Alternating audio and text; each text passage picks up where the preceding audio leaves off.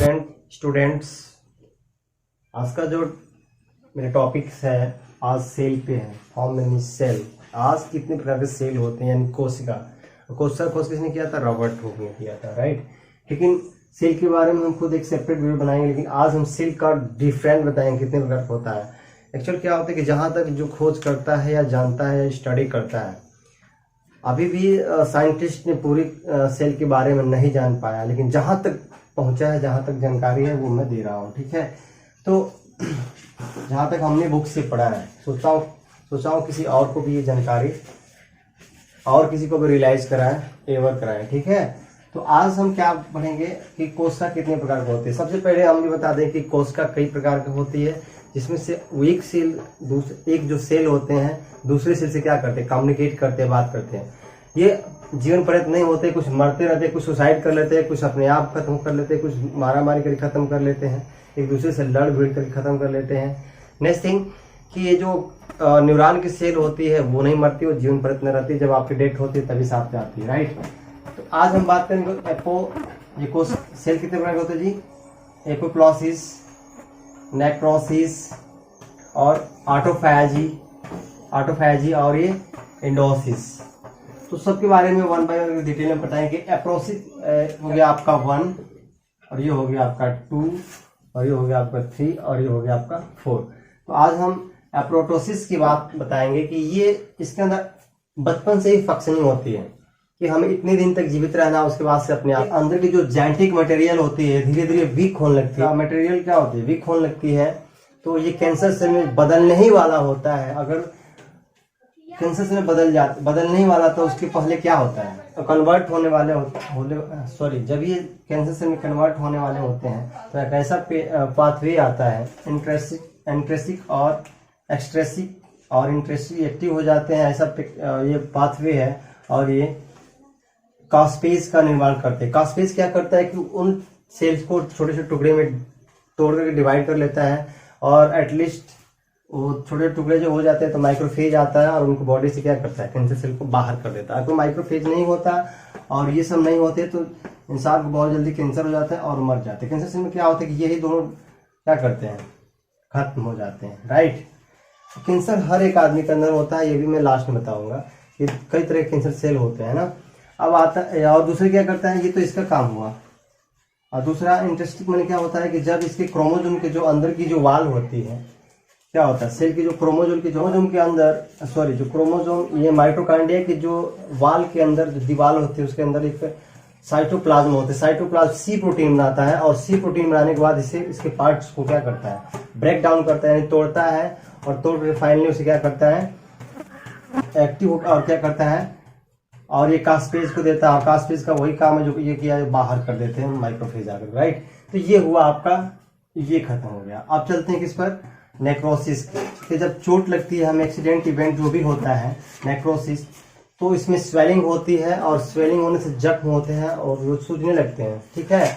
और क्या, और इसमें जब चोट लगती है, कोई भी इंजरी होती है, हम इंजर्ड होते हैं, चोट लग जाती है खेलने से, कूदने से, या एक्सीडेंट और दुर्घटना घटना में, तो इसमें का जो सेल होता है स्वेल होकर के अपने आप को नष्ट कर लेते हैं। तो ये नेक्रोसिस है। अब आते हैं ऑटोफैजी। ऑटोफैजी में क्या होता है कि जब इससे न्यूट्रिशन नहीं मिलता है, मीन जब पोषण नहीं मिलेगा इसके अंदर, तो क्या करते हैं? उस कंडीशन में जो इसके पास जो खराब सेल होते हैं उसको पहले खाते हैं, सबसे पहले, फिर छोटे छोटे सेल को खाते हैं, फिर से अपने से जो कमजोर सेल होते हैं उसे खाते हैं, फिर जो छोटे छोटे सेल को खाते हैं। तालाब में जो बड़ी मछली होती है छोटी मछली को खा करके निर्वाह करते हैं ना, ठीक वही काम करता है ऑटोफैजी। ऑटोफैजी क्या करता है कि जब उनको न्यूट्रिशन नहीं मिलेगा, उसको भोजन नहीं मिलेगा, उसको क्या प्रोटीन और वसा लवण जो भी नहीं मिलेगा, तो क्या करेगा? ये अपने मरे हुए कोशिकाओं को पहले खाता है, जो कैंसर सेल में बदलने ही वाले होते हैं उसको खाता है, फिर से छोटे छोटे कोशिकाओं खाता है, फिर से क्या करता है? फिर से उसमें लड़ते हैं, और जो उसमें का जो वीक होता है वो खा लेते हैं। यही आजकल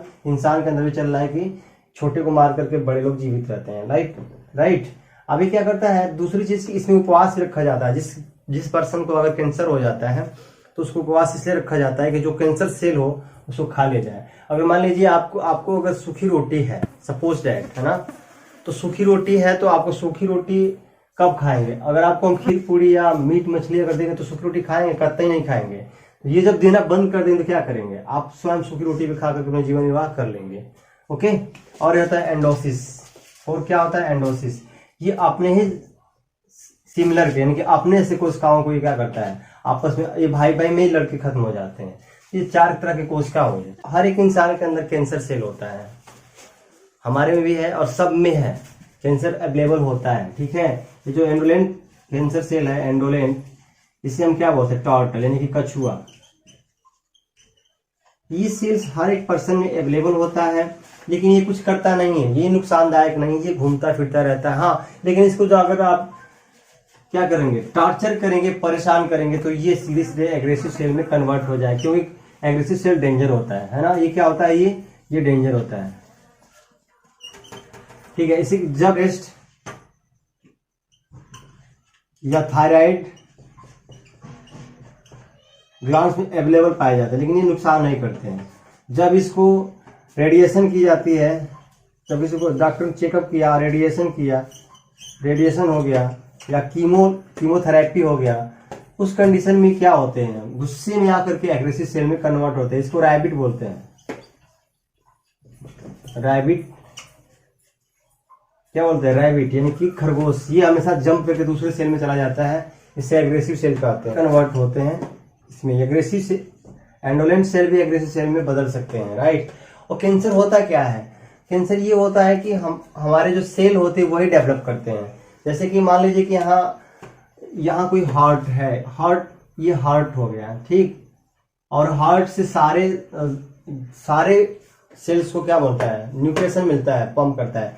लेकिन कहीं यहाँ से जो यहाँ सेल है, यहाँ ब्लॉकेज आ गई, कोई अवरुद्ध पैदा हो गया, तो ये सेल को न्यूट्रिशन मिलने तो या तो मरेगा या तो चोरी करेगा। क्या करेगा, सीधे अब लीवर से लेगा। किससे लेगा, ये हार्ट से नहीं लेगा, लीवर से लेगा। किससे लेगा, लीवर से लेगा, है ना। लीवर से क्या करेगा, ये सीधे सींध मारेगा, और जब सींध मारेगा तो मान लीजिए इससे क्या होगा, जब सींध मार लेगा, यहाँ ब्लॉकेज हो गया और लीवर से सेंध मार रहा है और हार्ट से नहीं ले रहा है, नहीं ले पा रहा, तो चूंकि लीवर में अवेलेबल होता है ब्लड, ज्यादा से ज्यादा न्यूट्रिशन भी होता है, तो क्या करता है, जब सेंध मारेगा तो ये संकेत इसको लीवर को नहीं मिल पाता है, सिग्नल नहीं मिल पाता। एक और जरूरी बात कि हार्ट की कभी कैंसर नहीं होता है, हार्ट की कभी कैंसर नहीं होता, और ऑर्गन से हो सकता है कि हार्ट का कभी कैंसर नहीं होता है।